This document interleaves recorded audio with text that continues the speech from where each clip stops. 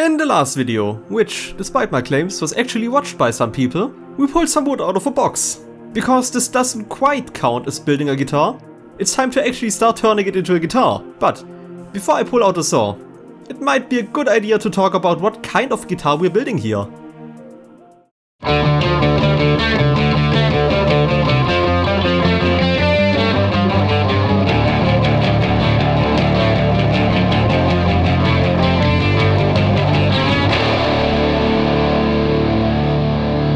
As you might have guessed from some hints I gave in the last video, which you should definitely watch if you haven't yet, we're building no mere guitar in this series of videos. We are gonna build a So let me introduce to you the one and only which stands for Just Motherfucking Bass! So that everyone knows, I'm ripping off a proper American brand here. Excuse me for a moment. Huh? Wait.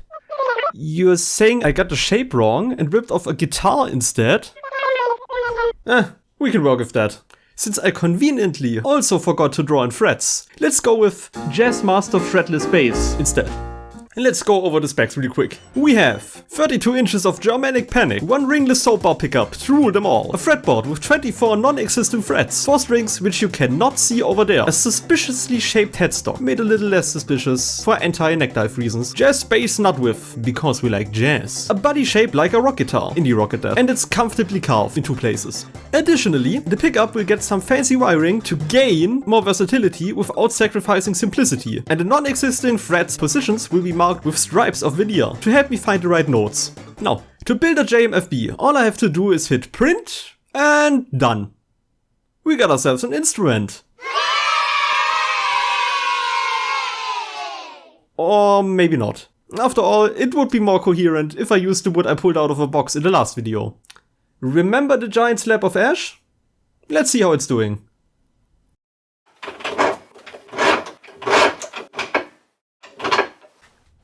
Our slab might be massive, but it's not quite wide enough. Yet.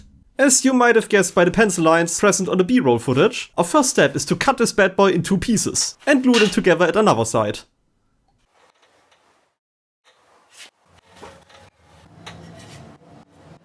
However, to ensure it doesn't fringe when confronted with the saw, it needs to be fixed in place first, which is easier said than done and quite a balance act.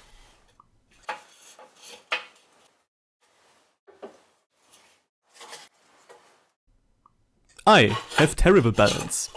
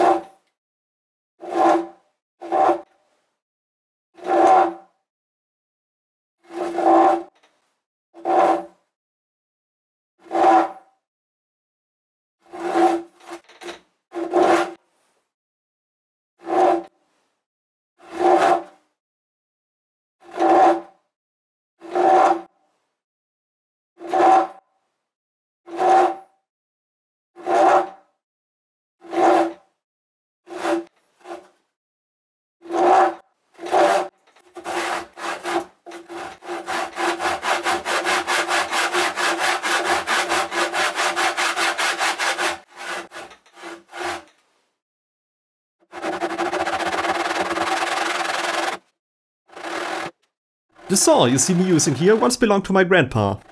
I just got it the other day and never used it before. In fact, I never used any handsaw properly for more than cutting sticks or like. As it turned out, the blade was rather dull. And to add insult to injury, this piece of ash is bloody hard. I had no trouble cutting through some pine the other day. But this thing took me 27 minutes and 22 seconds to cut. To be fair, my severe lack of proper sawing technique might also be responsible for a few lost minutes here.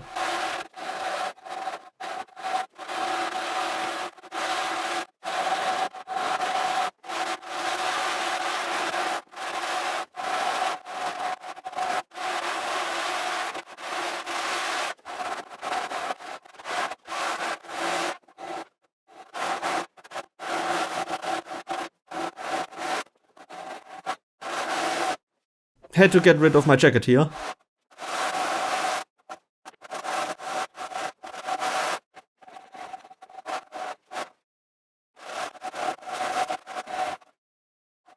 Also, you might have noticed me taking frequent breaks and switching heads a lot, which is a direct consequence of my noodly programmer arms not being used to sustained workloads.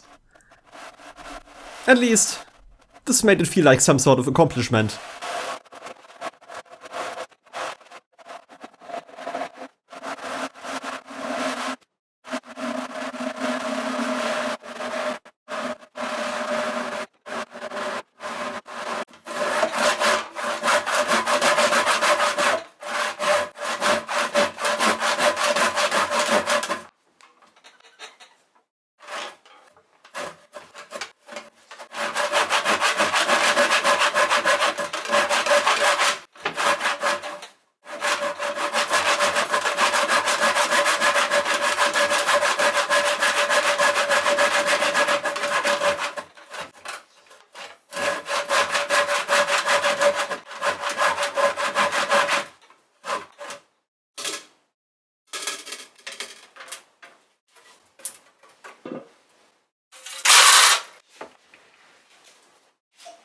I sure hope nobody will ever check this cut for straightness.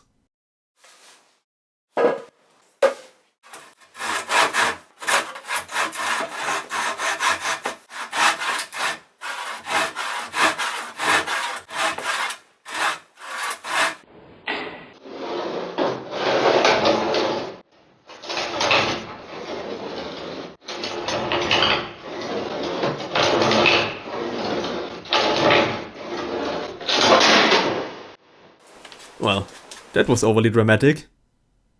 Anyway, let's take a look at our, honestly, still quite rough body blank.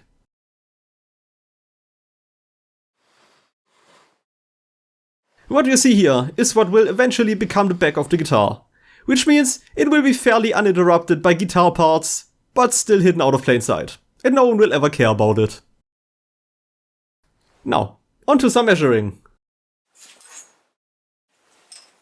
From the last video, you might remember the discolored crack on the back, which may, or rather may not, cause stability issues.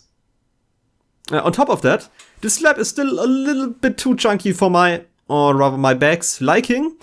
Remember, this thing is ungodly heavy and we still have a top to top it off with.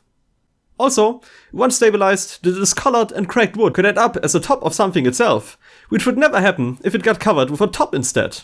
Okay, glad that's explained. Yowie fans, feel free to correct me on that, if you know better.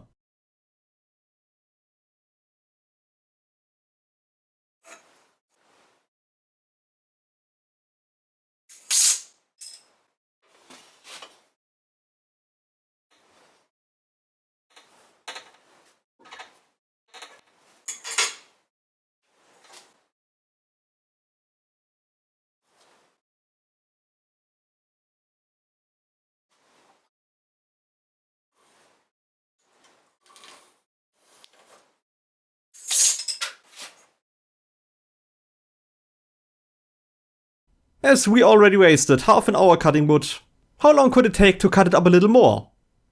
Well, probably too long with a saw as out of shape as mine. So, let's do something about it. First off, it didn't want to be straight, which is unfortunate. For me, but something I have to live with. So, instead, let's sharpen its teeth with a file. Does this make me a dentist? Anyway, you should see on screen now how the teeth pattern should and likely once has looked like. This is what I'm trying to restore here.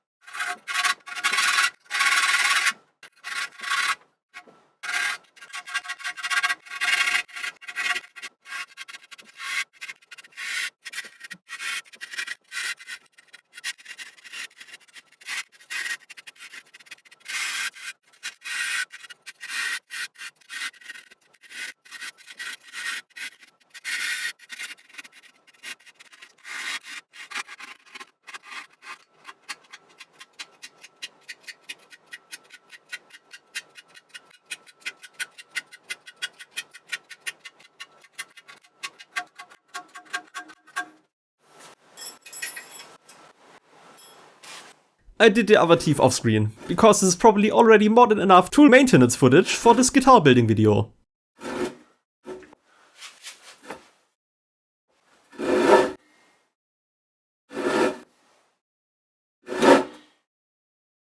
Now, you might be saying, no! No! No! No! That's not how to sharpen a saw! And you might be correct. But why don't you just see for yourself if there was any improvement to the saw's sharpness? After all, we still have a sizable piece to cut off of one of our slab halves and 27 minutes to beat.